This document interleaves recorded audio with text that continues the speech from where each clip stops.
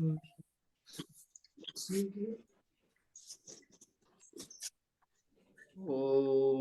शन्नो मित्रः शं वरुणः शन्नो भवत्वर्यमा शन्न इन्द्रो बृहस्पतिः शन्नो विष्णुरुक्रमः नमो ब्रह्मणे नमस्ते वायो त्वमेव प्रत्यक्षं ब्रह्मासि त्वमेव प्रत्यक्षं ब्रह्म वदिष्यामि ऋतं वदिष्यामि सत्यं वदिष्यामि मामवतु तद्वक्तारमवतु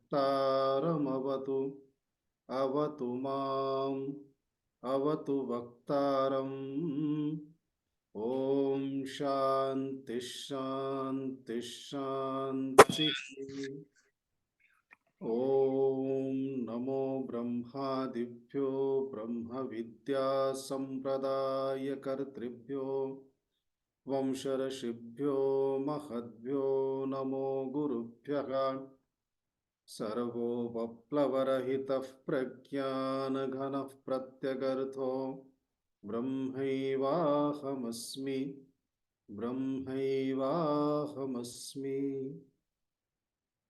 शङ्करं शङ्कराचार्यं केशवं बादरायणं सूत्रभाष्यकृतौ वन्दे भगवन्तौ पुनः पुनः ईश्वरो गुरुरात्मेति मूर्तिभेदविभागिने व्योमवद्व्याप्तदेहाय दक्षिणामूर्तये नमः। ॐ सहनाववतु सहनौ भुनक्तु सह वीर्यङ्करवावहै तेजस्विनावधीतमस्तु मा विद्विषावहै। ॐ शान्ति शान्ति शान्तिः। ॐ तपोभिक्षीणपापानां शान्तानां वीतरागिणां मुमुक्षूणामपेक्षोऽयम् आत्मबोधोऽभिधीयते। पूर्व श्लोकानां किञ्चित् स्मरणं कुर्मः। त्रयोविंशतिश्लोकतः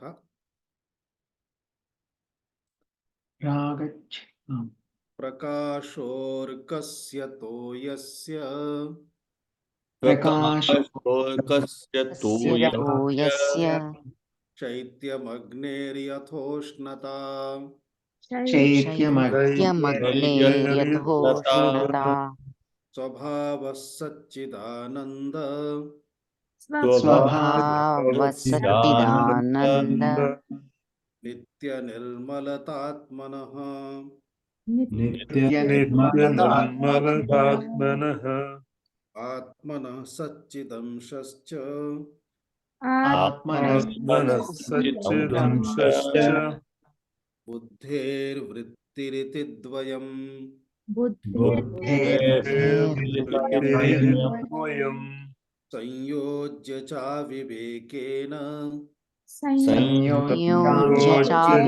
विवेकेन जानामीति प्रवर्तते।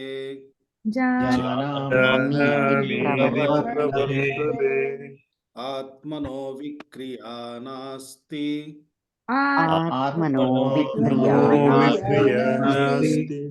बुद्धेर्बोधो न जात्विति।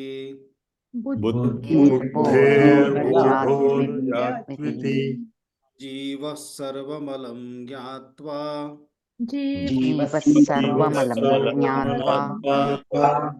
ज्ञाता द्रष्टेति मुह्यति।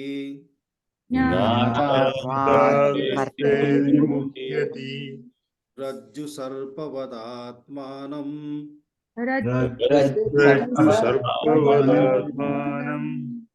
जीवं ज्ञात्वा भयं वहेत्।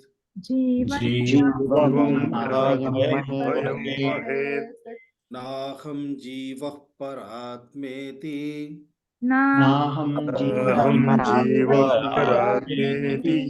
ज्ञातश्चेन्निर्भयो भवेत्।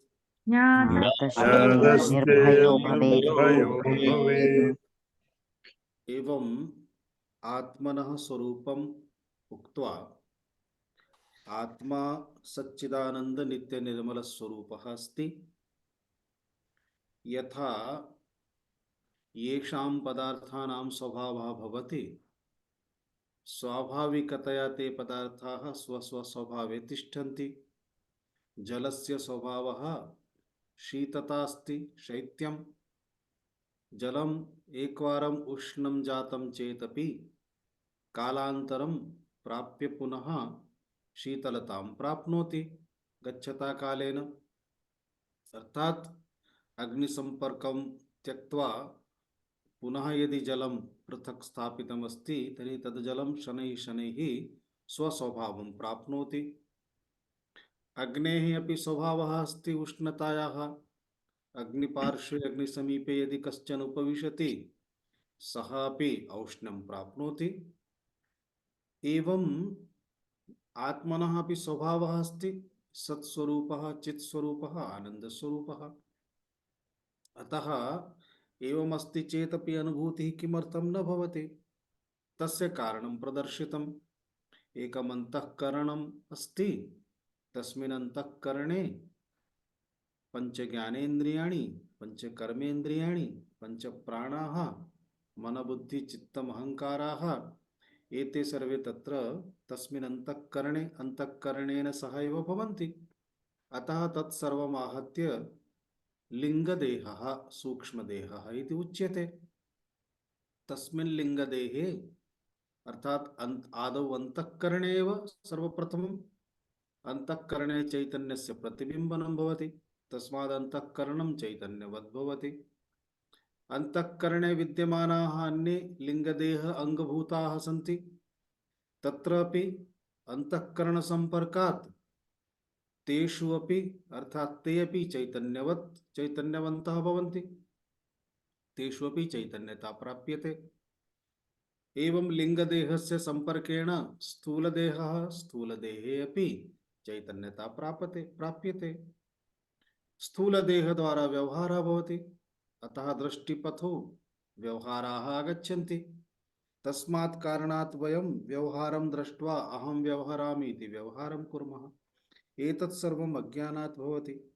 तदर्थम् उक्तम् आत्मनः सच्चिदंशश्च बुद्धेः वृत्तिरिति द्वयम्। बुद्धेः वृत्तिः, आत्मनः सच्चिदंशः, एतद्द्वयं मेलयित्वा संयोज्य अविवेकेन अहं जानामि, अहं करोमि इत्यादि रीत्या व्यवहारः प्रवर्तते।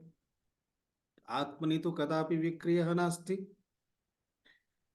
तथापि एवं व्यवहारः संभवति, व्यवहारः भवति। सः व्यवहारः अज्ञानेन भवति। कथमिति भवति? तस्य कृते उदाहरणमपि दत्तं। यथा रज्जुसर्पः।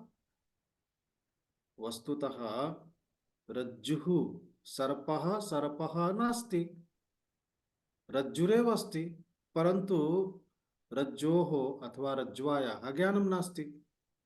ज्ञानं नास्ति इत्यस्मात् कारणात् समस्या तत्र नास्ति, ज्ञानं नास्ति।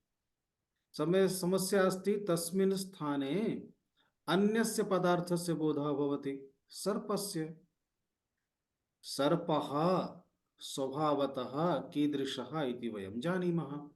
तस्मात् कारणात् भयं भवति। एवमेव अत्र अंतःकरणम्, अंतःकरणस्य धर्माः, मनः बुद्धिरित्यादयः, तेषां धर्माः इत्युक्ते सुखं दुःखम्, अहं सुखी अहं दुःखी, एवं सर्वविधं कष्टं सर्वं ततः मम एव इति अनुभूतिः भवति। यथा सर्पं दृष्ट्वा भयं भवति, तथैव अत्रापि मनः इत्यादि एतेषाम् इत्यादीनां सर्वेषां धर्मान् दृष्ट्वापि सुखम् अथवा दुःखम् अनुभूयते।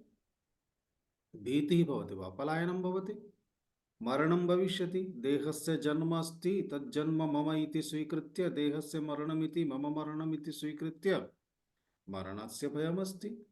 एवं सर्वविधसमस्यानां ततः आरम्भः भवति। अतः अज्ञानेन एव एतत् सर्वम् अस्ति। ज्ञातश्चेत् एकवारं ज्ञानं प्राप्यते चेत् यथा रज्जुः ज्ञानम् अभवत्, ज्ञानानन्तरं सर्पः तत्र नास्ति, सर्पः नास्ति चेत् भयं नास्ति, भीतिः नास्ति। तथैव स्वरूपः एकवारम् आत्मस्वरूपस्य ज्ञानं भवति, अहं कः इति, चैतन्यात्मघनबोधः सच्चिदानन्दस्वरूपः अहमेव इति नित्यशुद्धबुद्धमुक्तस्वभावः इति ज्ञातश्चेत् स्वात्मनः स्वरूपम् एवं प्रकारेण यदि ज्ञातं भवति, अनन्तरं पुनः अनात्मानं स्वीकृत्य याः याः समस्याः आसन् ताः सर्वाः समस्याः दूरं गच्छन्ति इति एषः उपायः सूचितः। इदानीं पुनः एकवारं तस्य विषयस्य एव दृढीकरणाय आत्मा सर्वेषां प्रकाशकः अस्ति, अर्थात् आत्मा एव मुख्यमस्ति, आत्मनः कारणात् एव ज्ञानं सम्भवति। अतः सर्व पदार्थानां भावरूपाणाम् अभावरूपाणां सर्वेषामपि प्रकाशकः आत्मा एव अस्ति इति उदाहरणपूर्वकं सोदाहरणम् अग्रिम श्लोकद्वारा भगवान् शङ्कराचार्यः दर्शयति। अग्रिमं श्लोकं पश्यामः। आत्मावभासयत्येको आत्मा आत्मावसेतो बुद्ध्यादीनिन्द्रियाणि च बुद्ध्यादीनिन्द्रियाणि च दीपो घटादिवत् स्वात्मा दीपो घटादिवत् स्वात्मा जडैस्तैर्नावभास्यते। जडैस्तेनाभास्यते। परमुच्चारयामः। आत्मावभासयत्येको बुद्ध्यादीनिन्द्रियाण्यपि दीपो घटादिवत् स्वात्मा जडैस्तैर्नावभास्यते। आत्मा अवभासयति एकः बुद्ध्यादीनि इन्द्रियाणि अपि दीपः घटादिवत् स्वात्मा जडैः तैः न अवभास्यते। अन्वयं पश्यामः। दीपः दीपः घटादिवत् आत्मा अपि एकः एव।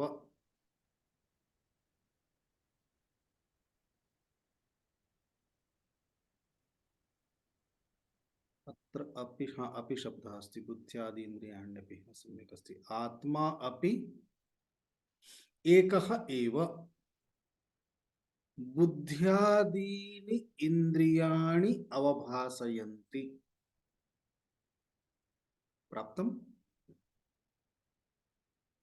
अवभासयति, बुद्ध्यादीनि इन्द्रियाणि अवभासयति।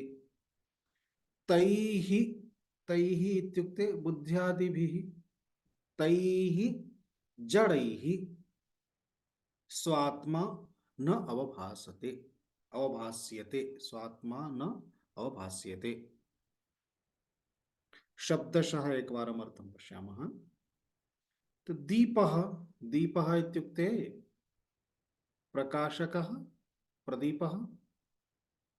घटादिवत्, घटादिवत् अर्थात् यथा घटादयः तद्वत्, घटादयः यथा प्रकाशस्य विषयाः भवन्ति तथा आत्मा अपि एकः, अर्थात् एकः एव आत्मा, बुद्ध्यादीनि इन्द्रियाणि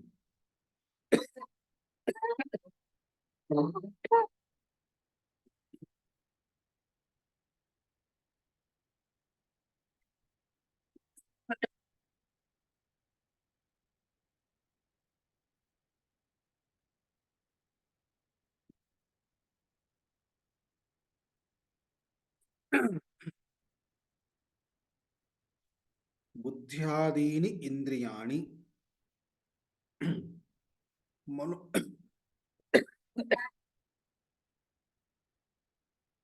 मनोबुद्धि प्राणादयः इति कार्यकरण संघातस्य विषये उक्तम्। अवभासयति प्रकाशयति तैः जडैः बुद्ध्यादि इंद्रियादिभिः इत्यर्थः। स्वात्मा अर्थात तेषां बुद्धीन्द्रियाणामपि आत्मा न अवभासते न प्रकाशते इत्यर्थः। प्रकाशितः न भवति इत्युक्ते यथा दीपः सर्वान् पदार्थान् प्रकाशयति। दीपः सर्वान् पदार्थान् इत्युक्ते अत्र श्लोके उक्तं घटादिवत् अर्थात यथा घटादयः दीपेन प्रकाशिताः भवन्ति। दीपस्य समीपे विद्यमानं यत् किमपि अस्ति तत् सर्वमपि दीपः तान् सर्वान् प्रकाशयति। दीपः घटादिवत् यथा घटादयः दीपद्वारा प्रकाशिताः भवन्ति तथा एकः आत्मा दीपद्वारा घटादयः प्रकाशिताः भवन्ति तद्वत् आत्मा अपि एकः एव। यथा एकः दीपः तथैव आत्मा अपि एकः एव। बुद्ध्यादीन् इन्द्रियाणि अपि प्रकाशयति अर्थात आत्मनः कारणात् एव अंतःकरणम् अंतःकरणस्य वृत्तयः अंतःकरण संबद्धाः मनः बुद्धि चित्तम् अहंकाराः तत्संबद्धाः ततः संपर्कं प्राप्य पंचप्राणाः अपि ततः संपर्कं प्राप्य स्थूलदेहः सर्वेषामपि व्यवहारः संभवति। सर्वेषामपि प्रकाशनम् आत्मनः कारणात् संभवति इति सामान्यः अर्थः। तैः जडैः अर्थात यथा घटादयः जडाः जडैः घटादिभिः दीपः प्रकाशितः न भवति तथैव बुद्ध्यादीनि इन्द्रियाणि अपि जडपदार्थाः एतैः जडैः अपि आत्मा न प्रकाश्यते इत्यर्थः। किंचित विस्तरेण पश्यामः अर्थम्। घटादिवत् घटादिवत् अर्थात यथा घटादयः इत्युक्ते प्रकोष्ठे विद्यमानः दीपः एकं ट्यूबलाइट अथवा विद्युत् दीपः प्रकोष्ठं यदा प्रविशामः तदा प्रकोष्ठे बहवः पदार्थाः सन्ति खलु। उदाहरणं यथा रात्रौ उत्थाय जलं पातुं पाकशालां गच्छति इति चिन्तयतु। पाकशालायाम् अन्धकारः अस्ति जलं पाकशालायाम् अस्ति तस्मात् पाकशालां गताः जलमस्ति चषकः अपि अस्ति अन्यान्यपि वस्तूनि सन्ति बहूनि। तानि सर्वाणि बहूनि वस्तूनि तत्र सन्ति परन्तु न दृश्यन्ते। अनुक्षणं वयं दीपं कुर्मः दीपस्य प्रकाशकारणात् अस्माभिः यत् अपेक्षितं तत्तु दृश्यते। चषकः अपेक्षितः चषकः दृश्यते अथवा सुशीतकात् जलं स्वीकरणीयमस्ति कूपी स्वीकरणीया अस्ति सुशीतकं दृश्यते। घटे जलं स्थापितं चेत् घटः अपि दृश्यते। तत्र प्रकोष्ठे विद्यमानानि अन्यानि वस्तूनि अपि दृश्यन्ते। सर्वेषां तत्र अवलोकनं दर्शनं भविष्यति। केन? एकेन तेन दीपेन। एकः दीपः सर्वान् पदार्थान् दर्शयितुं पर्याप्तः।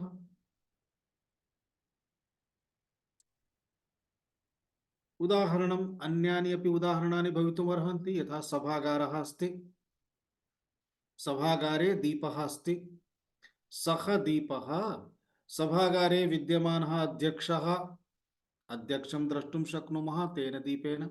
तस्मात् कारणात् नर्तक्यः नृत्यं कुर्वन्ति तदपि द्रष्टुं शक्यते, नृत्यस्य भावभङ्गिमाः अपि द्रष्टुं शक्यन्ते, तासां मुखानि हस्तादयः अपि येन अभिनयः क्रियते तदपि द्रष्टुं शक्यते, नेत्राभ्याम् अभिनयं कुर्वन्ति नेत्रे अपि द्रष्टुं शक्नुमः।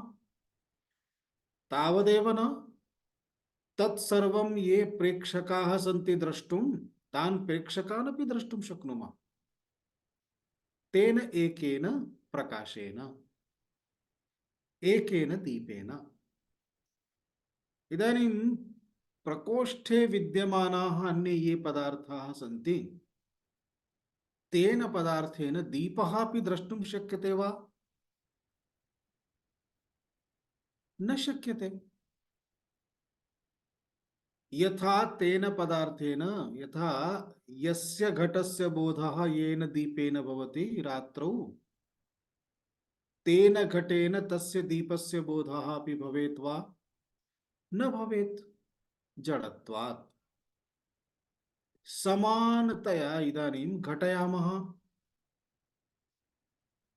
बुद्ध्यादीनि इन्द्रियाणि आत्मा इत्यनयोः मध्ये, चैतन्यम् आत्मा अस्ति इति कारणात् आत्मनः एव सर्वेषां बोधः भवति, आत्मा एव सर्वान् प्रकाशते। उदाहरणं यथा वयं नेत्रपरीक्षणाय यदा गच्छामः वैद्यसमीपं, वैद्यः अस्माकं नेत्रपरीक्षणं करोति, तदा सः पुनः अस्मान् एव पृच्छति केन काचेन सम्यक् दृश्यते, पूर्वं स्थापितं तेन अथवा एतेन, अपरं परिवर्त्य पुनः एतेन वा? अस्माकं निर्णयं शृणोति, पुनः अत्याधुनिकस्य यन्त्रस्य अपि निर्णयं शृणोति। द्वयोः मध्ये यदि साम्यम् अस्ति तर्हि सः तदनुसारं स्वीकरोति, यदि साम्यं नास्ति, किञ्चित् 19-20 इति भेदः अस्ति, तर्हि तदनुगुणं सः तत्र स्थापयति। आहत्य निर्णयं सः अस्मान् पृष्ट्वा करोति। अर्थात् मम नेत्र विषये अहमेव जानामि, मम मनसः विषये अहं जानामि, मम बुद्धेः विषये अहं जानामि। अर्थात् मम मनः, मम बुद्धिः, बुद्धिमपि जानामि, मनः अपि जानामि, मम प्राणादयः श्वासोच्छ्वासाः कथं प्रचलन्ति तदपि अहं जानामि। सर्वेषामपि बोधः आत्मनः सम्भवति। न केवलम् एतेषां मन आदि करणानाम्, एतेषां करणानां धर्माः ये सन्ति तान् धर्मान् अपि आत्मा जानाति, तेषां ज्ञानमपि आत्मनः भवति। अतः आत्मा एव एकः सर्वमपि अवभासयति, सर्वेषाम् अवभासकः भवति इति। घटादिवत् यथा घटाः प्रकाशिताः भवन्ति एकेन दीपेन, यथा अंधकारः चेत् अपि मनुष्यः स्वात्मानं जानाति खलु दीपं विना, तथा घटः अपि अंधकारे स्वात्मानं जानीयात् वा? यथा अंधकारे मनुष्यः स्वात्मानं जानाति तथा घटः अंधकारे स्वात्मानं ज्ञास्यति वा? न। नैव। जडत्वात्, जडेषु तत् सामर्थ्यं नास्ति। यथा आत्मा एकः, एकः एव आत्मा देहेन्द्रियाणां सर्वेषां व्यवहारान् सर्वान् अपि जानाति, सर्वान् प्रकाशयति। आत्मनः एव देहः प्रकाश्यते, न तु देहेन आत्मा। तद्वत् इंद्रियाणि अपि, इंद्रियादीनि अपि आत्मनः एव प्रकाश्यन्ते न तु इन्द्रियाणि आत्मानं प्रकाशयन्ति। देहादयः सर्वेपि जडपदार्थाः सन्ति। तस्मात् अग्निसम्पर्कं प्राप्य कृष्णं यथा, कृष्णः कृष्णः इत्युक्ते कोल्, काष्ठस्य ज्वलितस्य काष्ठस्य भागः, कोयला, कोल्, कृष्णः कृष्णः अग्निसम्पर्कं प्राप्य अंगारः इति उच्यते। तथैव मनः बुद्ध्यादीन्द्रियाणि आत्मनः सम्पर्कं प्राप्य आत्मा इति उच्यते। अतः केचन मनः आत्मा, बुद्धिः आत्मा, प्राणाः आत्मा इति व्यवहरन्ति। तत्र व्यवहारे दोषः नास्ति, परन्तु ज्ञानम् आवश्यकमस्ति। मनः बुद्धिः आत्मा भवितुं तु नार्हति, परन्तु मनसः तादात्म्यात् अहं सुखी अहं दुःखी इति व्यवहारं कुर्मः चेत् मनः तत्र आत्मा इति उद्दिश्यते। तद्वत् अतः यथा कृष्णांगारः अग्निसम्पर्कं प्राप्य कृष्णः काष्ठस्य ज्वलितांशः अपि खण्डः एकः अग्निरिति उच्यते, तद्वत् जडत्वात् अस्ति तु जडः तथापि अग्निरिति उच्यते। तद्वत् आत्मा आत्मनः सम्पर्कं प्राप्य देहादयः अपि आत्मा इव उच्यन्ते। तस्य अर्थः कः? मनः आत्मानं प्रकाशयति इति अस्ति, बुद्धिः आत्मानं प्रकाशयति इति अस्ति? नैव। आत्मना एव बुद्धेः प्रकाशनं, मनसः प्रकाशनं, तेषां ज्ञानं, न तु बुद्ध्यादीनां द्वारा आत्मनः ज्ञानम् इति। तावदेव न। यस्मिन् टॉर्च मध्ये सेल भवन्ति,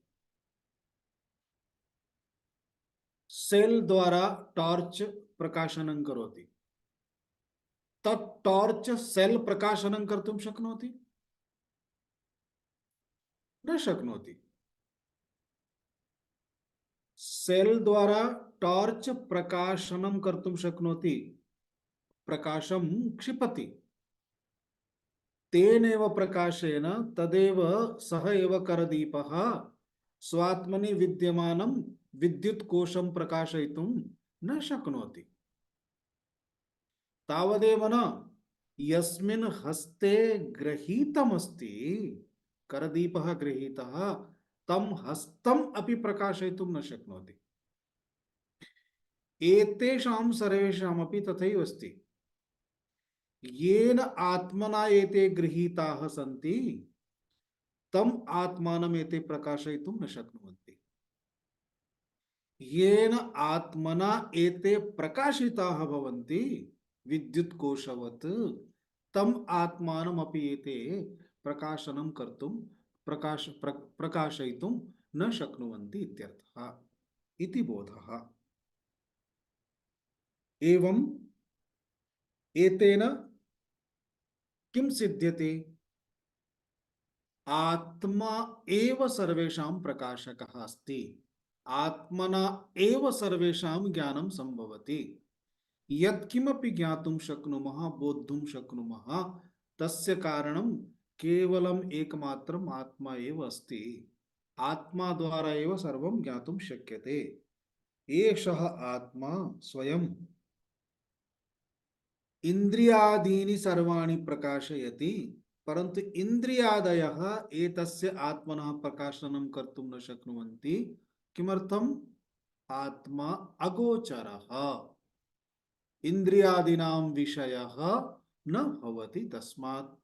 अतः उपनिषत्सु शास्त्रेषु उच्यते, मंत्राः सन्ति, अशब्दमस्पर्शमरूपमव्ययम् तथा रसं नित्यमगन्धवच्च। अर्थात आत्मा अशब्दम चैतन्यम ब्रह्म अशब्दम इत्युक्ते शब्दानां सामर्थ्यं नास्ति चैतन्यं ब्रह्म बोधयितुम्। अपितु शब्दाः चैतन्य ब्रह्म कारणादेव सम्भवन्ति। तथैव स्पर्शम आत्मा चैतन्यम कथमस्ति, स्पर्शमस्ति ब्रह्मस्ति। स्पर्शम इत्युक्ते स्पर्शनमपि न शक्यम्, अरूपम किमपि रूपं नास्ति, आकारं नास्ति, यतः गुणाः न सन्ति। अव्ययं व्ययमपि न सम्भवति। व्ययं तस्य भवति यस्य उत्पत्तिः अस्ति। षड्विकाराः यत्र सन्ति तत्रैव व्ययमपि सम्भवति। तथा अरसम्, अरसम् इत्युक्ते कट्वाम्लादि यथा रसाः सन्ति तथापि नास्ति, परन्तु एकरसम् अस्ति, आत्मा स्वयं। नित्यम् अगन्धवच्च, अर्थात गंध अगन्धः गन्धत्वमपि नास्ति, नित्यमस्ति। यथा गन्धः यथा वा आकाशः तद्वत् आत्मा अपि, अर्थात आकाशे अपि तथैव अस्ति। अरूपम् आकाशस्य रूपं किम्, अस्पर्शम् आकाशस्य स्पर्शः कथम्, अगन्धवत् आकाशे गन्धः कुत्र। एवं सूक्ष्मत्वादि सर्वेपि गुणाः आकाशे यथा सन्ति, आकाशादपि आकाशस्यपि कारणं ब्रह्मस्ति, अतः आकाशादपि सुसूक्ष्मं ब्रह्म परमात्मा चैतन्यम्। तत् कथं कस्यापि इंद्रियादीनां विषयः कथं संभवति, अर्थात नैव संभवति।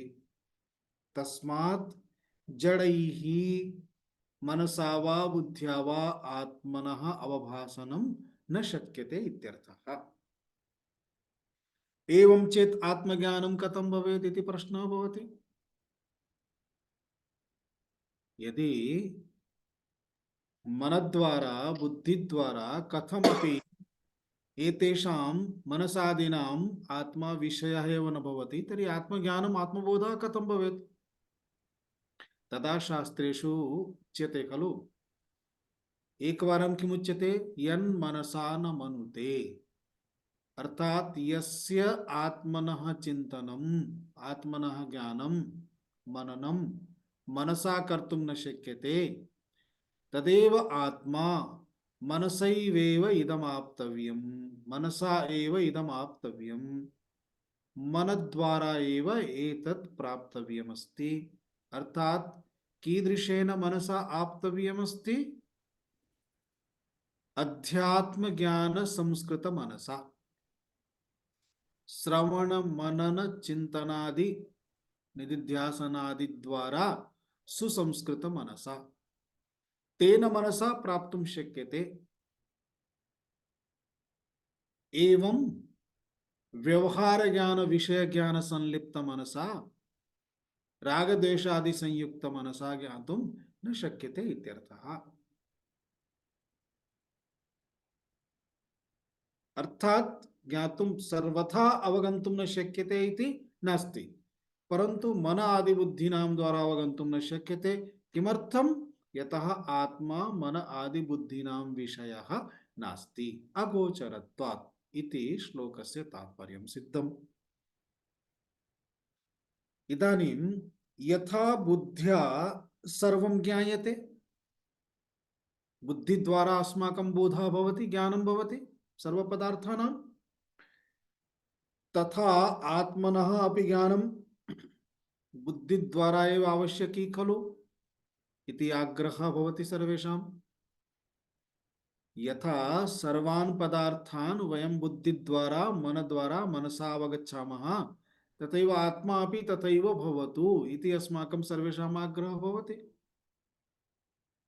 अतः तदर्थम् इदानीम् अग्रिमश्लोकः उच्यते, तथा आग्रहः नापेक्षितः, परन्तु मनसः आत्मनः अंतःकरणस्य शुद्धीकरणम् आवश्यकमस्ति। शुद्धान्तःकरणमस्ति, शुद्धं मनः अस्ति चेत् आत्मावबोधः शक्यते। कथं शक्यते, तदनन्तरम् इतोपि अनन्तरं श्लोकद्वारा वदिष्यति नेति नेति इति प्रक्रियाद्वारा। अतः इदानीं प्रक्रियायाः बोधार्थम् आरम्भः भवति। अग्रिमश्लोकः। स्वबोधेनान्यबोधेच्छा बोधेनान्यबोधे च बोधरूपतयात्मनः बोधरूपतयात्मनः न दीपस्यान्यदीपेच्छा दीपस्यान्यदीपे च यथा स्वात्मप्रकाशने प्रकाशने स्वबोधेनान्यबोधे च बोधरूपतयात्मनः तस्यान्यदीपे च यथा स्वात्मप्रकाशने स्वबोधे न अन्य बोधेच्छा बोधरूपतया आत्मनः न दीपस्य अन्य दीपेच्छा यथा स्वात्म प्रकाशने। बहु सरलमस्ति। अन्वयः बोधरूपतया आत्मनः स्वबोधे न अन्य बोधेच्छा यथा स्वात्म प्रकाशने दीपस्य न अन्य दीपेच्छा। अन्वयः बोधरूपतया इत्युक्ते ज्ञानरूपतया। आत्मनः स्वरूपं किमस्ति? चित्स्वरूपं,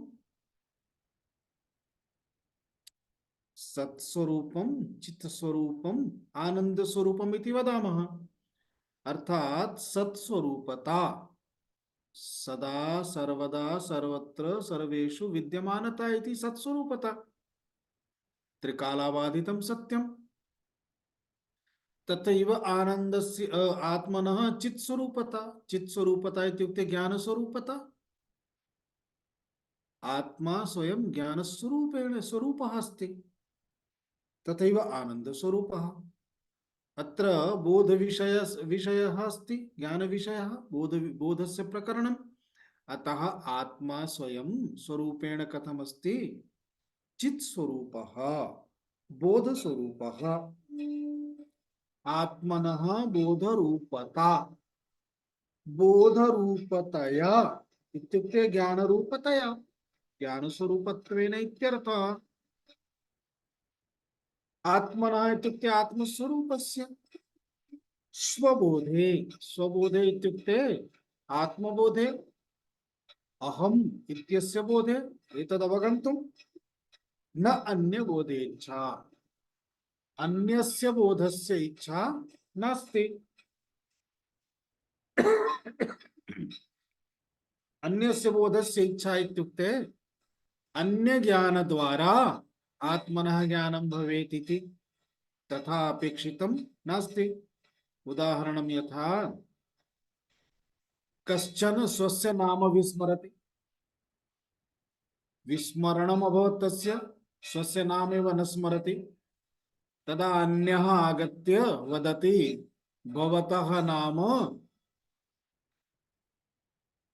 रामकिशोरः इति वदति। तदा सः वदति ओ मम नाम रामकिशोरः।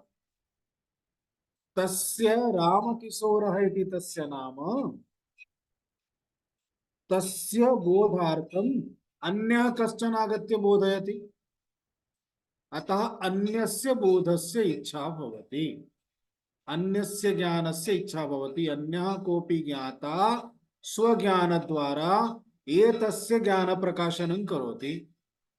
तथा आत्मनः विषये यः स्वस्य नाम विस्मरति सः अपि स्वात्मानं न विस्मरति।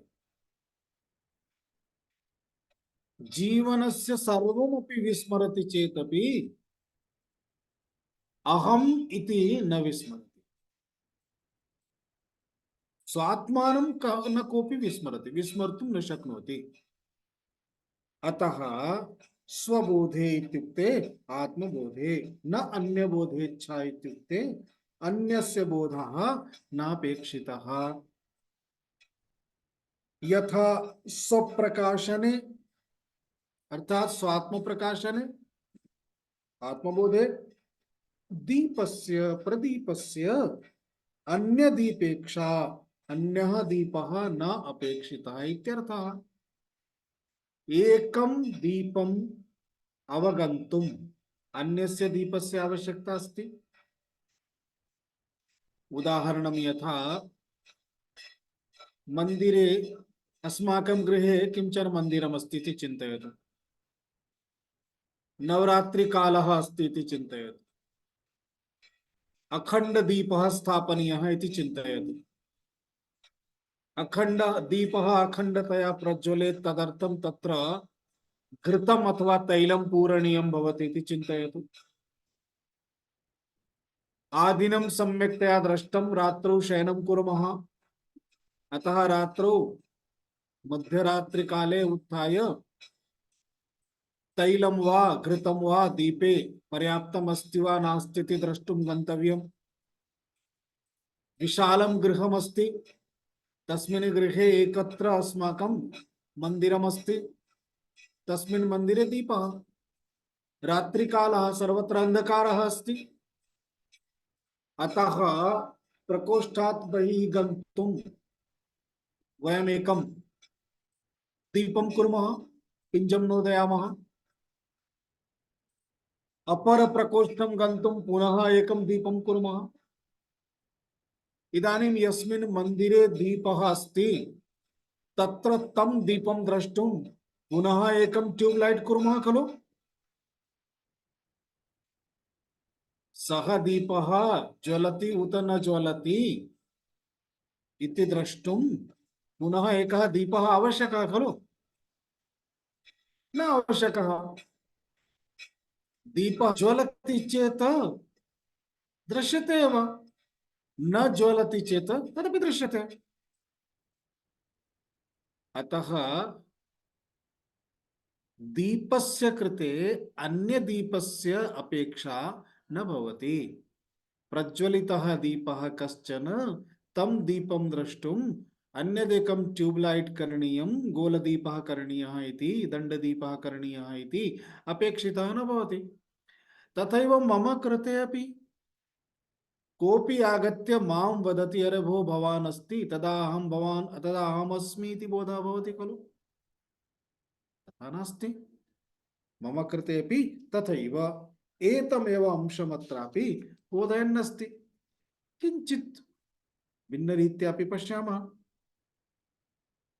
आरंभे श्लोकस्य अर्थः स्पष्टः खलु, बोधरूपतया आत्मनः स्वबोधे न अन्यबोधेच्छा, यथा दीपस्य न दीपान्तरापेक्षा। एकस्य दीपस्य ज्ञानार्थम् अन्यस्य दीपस्य आवश्यकता न भवति, तथैव आत्मबोधेः आत्मनः बोधस्य कृते अन्यस्य बोधस्य आवश्यकता न भवति। यतः कारणं किम्? दीपः तत्र स्वयं प्रकाशितः अस्ति। स्वयं प्रकाश रूपस्य दीपस्य कृते अन्य दीपस्य आवश्यकता न भवति। तथैव आत्मा अपि स्वयं प्रकाश रूपः अस्ति। अत्र दीपस्य स्वयं प्रकाशिता इत्युक्ते प्रकाशितस्य दीपस्य इति ज्ञातव्यम्। अन्यथा अप्रकाशितः दीपः अस्ति चेत् तस्य प्रकाशनं करणीयम्। एतत्तु लौकिकम् उदाहरणम् अस्ति। आत्मनः विषये आत्मनः कदापि अभावः नास्ति। आत्मनः अप्रकाश रूपता कदापि न संभवति। अतः आत्मा तु सदा सर्वदा स्वप्रकाश रूपः इति उच्यते। यथा अन्यस्य दीपस्य प्रकाशनस्य कृते अन्यः एकः दीपः आवश्यकः भवति, तथा आत्मनः कृते अन्यः कश्चन आगत्य यदा वदति अरे भवान् जीवति तदा अहं जीवामि इति मम ज्ञानं भविष्यति खलु। अरे रे रे भवान् तु मृतः इति वदति तदा अहम् उत्थाय वदिष्यामि रे रे रे रे अहं तु मृतः इति। तावत् कालं सुखेन सुप्तः आसीत्, अगर एकः आगत्य अरे भवान् तु मृतः एव, अनन्तरम् उत्थाय वदति एवं वा अहं मृतः वा इति, एवं कोऽपि वदति। अर्थात् स्वविषये स्वस्य मरणं न सम्भवत्येव। मरणमपि यदा भवति तदा देहः अत्र भवति, आत्मा तु मरणं न प्राप्नोति। वयं तु जानीमः, अस्माकं शास्त्रे तु सर्वप्रसिद्धमेव। अतः आत्मनः कदापि अप्रकाशः न भवति, सदा सर्वदा प्रकाशरूपः एव। अन्यस्य बोधस्य आवश्यकता अन्यः कोऽपि आगत्य बोधयेत् इति नास्ति। एतदर्थं भगवान् शङ्कराचार्यः एकं बहु सुन्दरं श्लोकमपि रचितवान् अस्ति, एकश्लोकी वेदान्तम्। अस्माभिः पूर्वमपि कदाचित् दृष्टं स्यात्। एकश्लोकी वेदान्तम् अस्ति। आवश्यकं चेत् लिखितुं शक्नुवन्ति, न चेत् लिखितं स्यात् अन्वेष्टुं शक्नुवन्ति। किं ज्योतिस्तव भानुमानहनिमे रात्रौ प्रदीपादिकम् स्यादेवं रविदीपदर्शनविधौ किं ज्योतिराख्याहि मे चक्षुस्तस्य निमीलनादिसमये किं धीर्धियो दर्शने किं तत्राहमतो भवान् परमकं ज्योतिस्तदस्मि प्रभो। प्रसाद जी स्थापितवान् अस्ति, भवन्तः द्रष्टुं शक्नुवन्ति। इदानीं किं ज्योतिस्तव, एकवारं पुनः पश्यामः। किं ज्योतिस्तव भानुमानहनिमे रात्रौ प्रदीपादिकम् स्यादेवं रविदीपदर्शनविधौ किं ज्योतिराख्याहि मे चक्षुस्तस्य निमीलनादिसमये किं धीर्धियो दर्शने किं तत्राहमतो भवान् परमकं ज्योतिस्तदस्मि प्रभो। आचार्य गुरुः, आचार्यः गुरुः, द्वयोः मध्ये संवादः प्रचलति। आचार्यः पृच्छति किं ज्योतिस्तव, तव ज्योतिः किं? तदा शिष्यः वदति अहनिमे भानुमान्, दिने सूर्यः मम ज्योतिः अस्ति, रात्रौ प्रदीपादिकं, रात्रौ प्रदीपादिकम् अर्थात् गृहे प्रदीपः, शुक्लपक्षः चेत् चन्द्रः अपि इति मम ज्योतिः। तदा पुनः आचार्यः वदति स्यादेवम्, अस्तु एवं स्यात्, एवं भवेत्। रविदीपदर्शनविधौ किं ज्योतिः, रविदर्शनं भवान् करोति, चंद्रदर्शनं करोति, दीपं पश्यति, तदर्थं किं ज्योतिः इति मे आख्याहि वद। तदा पुनः शिष्यः वदति चक्षुः, तदर्थं तु मम नेत्रे ज्योतिः, नेत्रद्वारा अहं पश्यामि। पुनः आचार्यः वदति तस्य निमीलनादि समये किं ज्योतिः, यदा चक्षुनिमीलनं करोति तदानीं किं ज्योतिः, तदानीं धीः, धीः इत्युक्ते बुद्धिः, मनः, बुद्धिः, मनसा बुद्ध्या अवगच्छामि, अतः तदानीं बुद्धिः मम ज्योतिः। पुनः आचार्यः पृच्छति धियः दर्शने किं, बुद्धिमपि भवान् पश्यति खलु, तर्हि बुद्धिदर्शने किं ज्योतिः? तदानीं सः किं वदति, तत्र अहम्, हे गुरुवर्य, हे आचार्य, तत्र तु अहमेव अस्मि। अनन्तरम् आचार्यः वदति, अतः भवान् परमकम ज्योतिः, एतदर्थं भवान् परम ज्योतिस्वरूपः भवानेव अस्ति। अनन्तरं शिष्यः किं वदति, आम् तदस्मि प्रभो, हे प्रभो सत्यमिदं तत्तु अहमेव अस्मि इति। एवं अखिल विश्वस्य प्रकाशनं मद्द्वारा एव सम्भवति। तुलसीदासः रामचरितमानसे लिखति, मूंदा नयन कतौ कछु नाही, एकवारं नेत्रं निमीलयति अनन्तरं कुत्रापि किमपि नास्ति। इत्युक्ते किमपि अस्ति चेत् तस्य प्रमाणम् अहमेव, तस्य प्रमाणम् अहमेव। अहं यत् किमपि जगत् पश्यामि तत्सर्वं जगत् स्थूलनेत्रद्वारा पश्यामि। किमर्थं? यतः मम वास्तविक स्वरूपेण पश्यामश्चेत् अहं किं पश्यामि? एकमेवाद्वितीयम्, अन्यत् किमपि नास्ति। किं पश्यामः? अहमेव अस्मि चेत्, अहमेव इत्युक्ते मम हस्तः पादः किमपि अस्ति चेत् अंगानि भवन्ति, तदपि किमपि नास्ति। आकारः नास्ति, रूपं नास्ति, गुणः नास्ति, क्रिया नास्ति, किमपि अन्यत् नास्ति चेत् किं पश्यति? तथापि यदि पश्यति इति वदति चेत् पुनः जगत् इत्येव द्रष्टव्यं भवति। अतः जगत् इति पश्यति चेत् तस्य जगतः द्रष्टा अपि अहमेव इति सिद्धम्। जगतः सिद्ध्यर्थं मम आवश्यकता अस्ति। स्पष्टम्? मम सिद्ध्यर्थं कस्य आवश्यकता अस्ति? नान्यबोधेच्छा, बोधस्वरूपतया आत्मनः न अन्यबोधेच्छा। आत्मा स्वयं बोधस्वरूपः अस्ति। बोधस्वरूपत्वात् आत्मनः अन्यस्य कस्यापि बोधस्य आवश्यकता अपेक्षा नास्ति इति सिद्धम्। श्लोकः समाप्तः। अग्रिमं श्लोकम् अनन्तरं स्वीकुर्मः।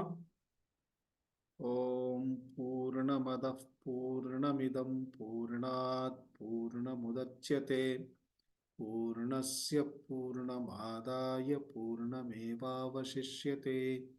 ॐ शान्ति शान्ति शान्तिः। हरिः ॐ श्री गुरुभ्यो नमः। हरिः ॐ। यदाहं एतं मन्त्रं वदामि पूर्णमेवावशिष्यते, तदा प्रतिवारम् एवमेव दृश्यते, किमपि पाठयामः अग्रे तु तिष्ठति एव, समाप्तं तु न भवति। अतः ज्ञानमेव समाप्तिः अस्ति।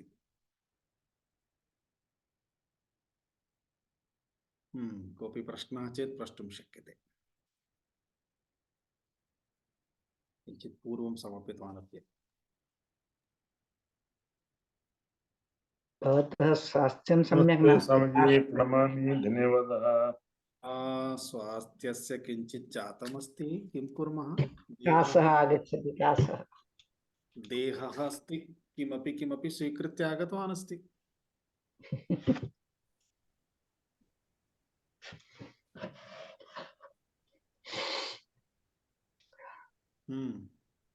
चेताम्। धन्यवाद स्वामीजी। ओम ओम। धन्यवादः स्वामीजी। धन्यवादः स्वामीजी। धन्यवादः स्वामीजी।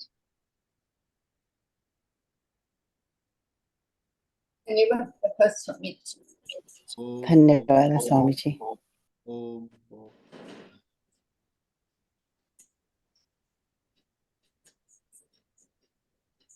सम्यक्। कस्यापि प्रश्नाः न सन्ति, बहु समीचीनम्।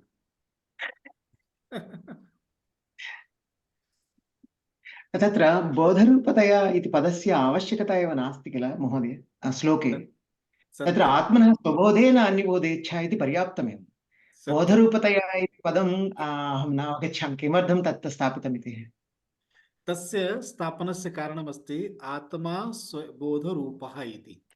अतः तस्य भावं स्वीकुर्मः बोधरूपता इत्युक्ते आत्मनः बोधरूपत्वात् इत्यर्थः।